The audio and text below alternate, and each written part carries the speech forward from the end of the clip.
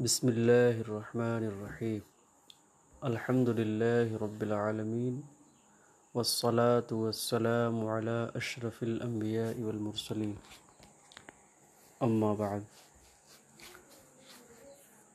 افتتاح الکتاب رب یسر ولا تعسر وتمم بالخیر یا فتاح یا علیم وبک نستعین۔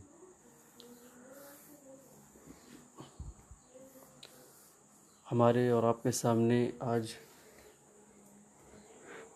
جو گفتگو ہوگی وہ فارسی کی ایک بنیادی کتاب گلزار دبستہ کے تعلق سے ہوگی۔ گلزار دبستہ یہ فارسی کی بنیادی کتابوں میں سے ہے۔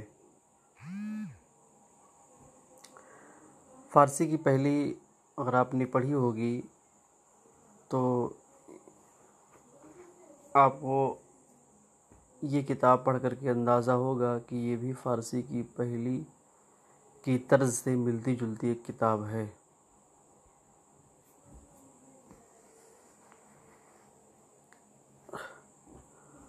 انشاءاللہ تعالی ہم اس کے اسباق کو شروع کریں گے تاکہ آپ تک پہنچا سکیں۔ اللہ تعالی ہم سب کو علوم دینیہ سے مالا مال فرمائے۔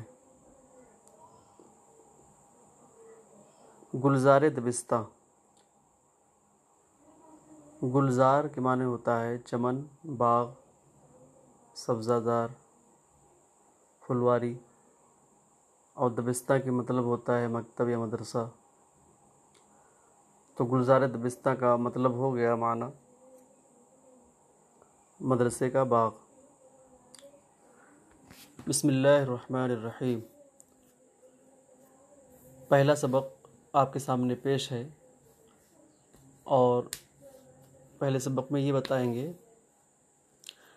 کچھ اضافت کے تعلق سے بتائیں گے، پھر موصوف صفت کے متعلق فرماتے ہیں۔ نمبر 1، ان فقروں میں اضافت کی ترکیبوں کو دیکھو اور خیال کرو، یعنی اسے پڑھنا بھی ہے اور سمجھنا بھی ہے۔ تو اضافت کے تعلق سے میں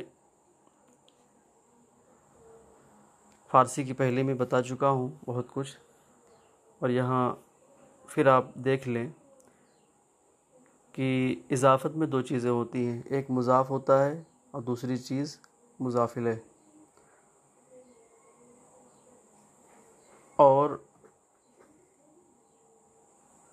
اضافت کہتے ہیں کہ ان دونوں میں سے ایک دوسری کی طرف منسوب ہو، یعنی ایک چیز کی دوسری چیز کی طرف نسبت کی جائے۔ تو جس چیز کی نسبت کی جاتی ہے اسے مضاف کہتے ہیں، اور جس چیز کی طرف کی جاتی ہے اسے مضاف الیہ کہتے ہیں۔ اس کو اور آسانی کے ساتھ سمجھیں کہ ان میں سے جو پہلے ہوتا ہے اسے مضاف کہتے ہیں، اور جو بعد میں ہوتا ہے اسے مضاف الیہ کہتے ہیں۔ اور فارسی میں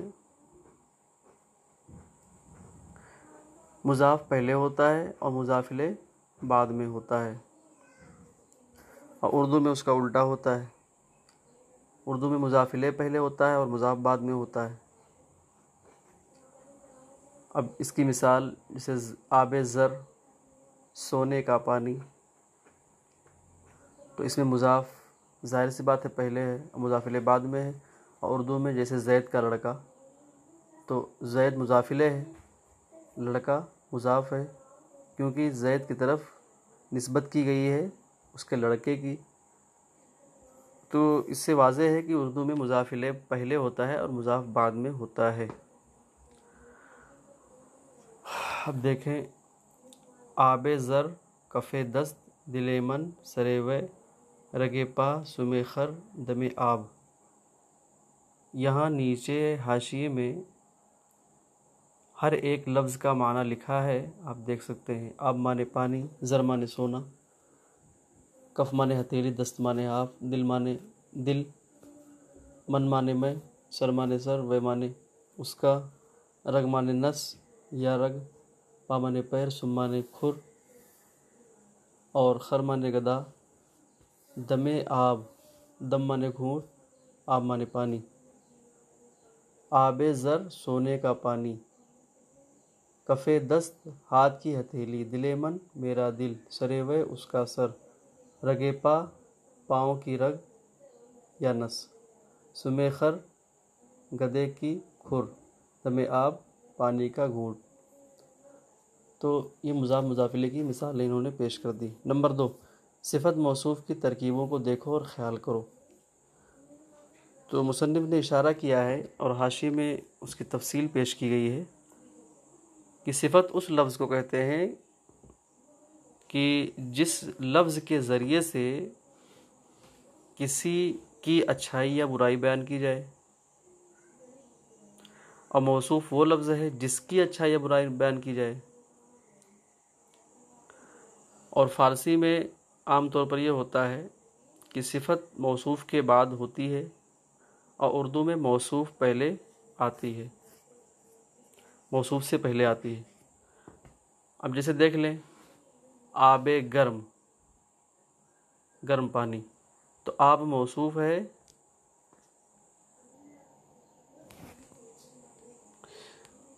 یہاں آب موصوف ہے اور گرم صفت ہے، موصوف پہلے آیا ہے، صفت بعد میں۔ اور اردو میں دیکھیں گرم پانی، تو وہاں صفت پہلے آ گئی، پانی بعد میں۔ یہی ہے اس کا مفہوم۔ شیر نر، اسپِ چابک، خط خوب، تو شیر مانے شیر ہوتا ہے، اردو میں بھی بولتے ہیں، نر مانے نر، شیر نر، نر شیر، اسپِ چابک، اس مانے گھوڑا، چابک مانے چالاک، چالاک گھوڑا، خط خوب، خط مانے تحریر، لکھاوٹ، خوب مانے بہترین یا اچھی، اچھی تحریر یا خط، نانے گرم، نان مانے روٹی، گرم مانے گرم، گرم روٹی، آب خنک، آب مانے پانی، خنک مانے ٹھنڈا، ٹھنڈا پانی، رنگ شوخ، رنگ مانے رنگ، شوخ مانے تیز یا بھڑکیلا، تیز رنگ یا بھڑکیلا رنگ، رخت کونا، رخت مانے کپڑا، کونا مانے پرانا، پرانا کپڑا، کلاه نو، کلاه ٹوپی، نو مانے نئی، نئی ٹوپی۔ تو اس سب میں دیکھیں جو لفظ پہلے ہے وہ موصوف ہے، جو لفظ بعد میں آ رہا ہے وہ صفت ہے، لہٰذا یہ موصوف صفت کی ترکیب ہوئی۔ نمبر 3، دیکھو ان جملوں میں موصوف مفرد اور صفتیں مرکب ہیں۔ تو یہ جو لفظ آ رہا ہے اس میں ترکیب ہوئی ہے، لیکن ایک ترکیب ہو کر کے پھر اس کی طرف وہ موصوف ہو گیا ہے اور اس سے پہلے ایک صفت کو رکھا گیا ہے۔ گل شوخ رنگ، گل مانے پھول، شوخ رنگ، تیز رنگ، تیز رنگ کا پھول، آواز دلکش، آواز مانے آواز، دلکش مانے دلکش یا دل کھینچنے والی آواز، دل کھینچنے والی آواز، کتاب خوش خط، خوش خط اچھی تحریر والی، کتاب مانے کتاب، اچھی تحریر والی کتاب، پیر خم کمر، پیر مانے بوڑھا، خم کمر جھکی ہوئی کمر والا، جھکی ہوئی کمر والا بوڑھا، زن خوبرو، زن مانے عورت اور خوبرو خوبصورت، خوبصورت عورت، طفل نوخیز، طفل مانے بچہ، نوخیز نئی عمر والا، نئی عمر والا بچہ۔ تو ان سب مثالوں میں جو پہلے لفظ آ رہا ہے گل، آواز، کتاب، پیر وغیرہ، یہ سب موصوف ہیں، اور بعد میں جو ترکیب آ رہی ہے شوخ رنگ، دلکش، یہ سب مرکب ہو کر کے اس موصوف کی صفت ہے جو اس کے پہلے لفظ موجود ہے۔ نمبر 4، دیکھو یہ خبری جملے ہیں، ان کے واحد اور جمع پر خیال کرو۔ تو اب یہاں ہم بتا دیں آپ کو کہ مرکب دو طرح کا ہوتا ہے، مرکب ناقص، مرکب تام۔ مرکب ناقص جیسے موصوف صفت، مضاف مضاف الیہ، ان سے بات مکمل نہیں ہوتی ہے، لیکن انہیں مرکب ناقص کہتے ہیں، اور مرکب تام وہ ہوتا ہے جس سے بات مکمل ہو جاتی ہے، جیسے احمد ذہین ہے۔ اور مرکب ناقص کی ایک اور مثال ہے، جیسے احمد ہے، تو یہ بھی مرکب ناقص میں آئے گا۔ احمد ذہین است، احمد ذہین ہے۔ ہما خوبند، سب لوگ اچھے ہیں۔ محمود غبی است، محمود کن ذہن ہے۔ کارد کند است، چھری مردار ہے۔ دلہا خوشند، دل خوش ہیں۔ چاقو تیز است، چاقو تیز ہے۔ ان سب جملوں میں احمد اور جو لفظ پہلے آ رہا ہے وہ مبتدا ہے، اور باقی خبر جو لفظ ہے وہ خبر ہے۔ نمبر 5، ضمیروں کی ترکیب کی خبری حالت پر اور ان کے واحد اور جمع پر خیال کرو۔ تو اس سے پہلے ہم بتا دیں کہ ضمیر ہوتی ہے فارسی میں، ضمیر تو ہر زبان میں ہوتی ہے، ضمیر اسے کہتے ہیں جو اس میں ظاہر کے بعد میں جو لفظ ذکر کیا جائے وہ ضمیر ہوتا ہے، جیسے کہ اردو میں وہ آتا ہے، یہ آتا ہے، وہ لوگ، یہ سب وغیرہ وغیرہ، اور فارسی میں آتا ہے او، آہاں، تو، یہ سب آتا ہے۔ تو اس میں بھی 6 صیغے ہوتے ہیں۔ تو اس کے 6 صیغے ہوتے ہیں، پھر اس میں علامت لگا کر کے ان کو بڑھایا جاتا ہے۔ او، آہاں، تو، شما، من، ما۔ او مانے وہ، آہاں مانے وہ لوگ، تو مانے تو، شما مانے تم لوگ، من مانے میں، ما مانے ہم لوگ۔ اور ان ضمیروں کو پھر خبر کی صورت میں ڈھالا گیا ہے۔ او ہست، وہ ہے۔ آہاں ہستند، وہ لوگ ہیں۔ تو ہستی، تو ہے۔ شما ہستید، تم لوگ ہو۔ من ہستم، میں ہوں۔ ما ہستیم، ہم لوگ ہیں۔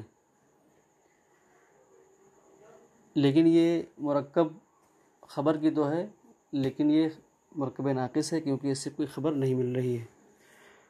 آج کے لیے اتنا کافی ہے، انشاءاللہ تعالیٰ آگے کا سبق اگلے سبق میں پیش کیا جائے گا۔ وصلی اللہ علی النبی الکریم وعلی آلہ واصحابہ اجمعین۔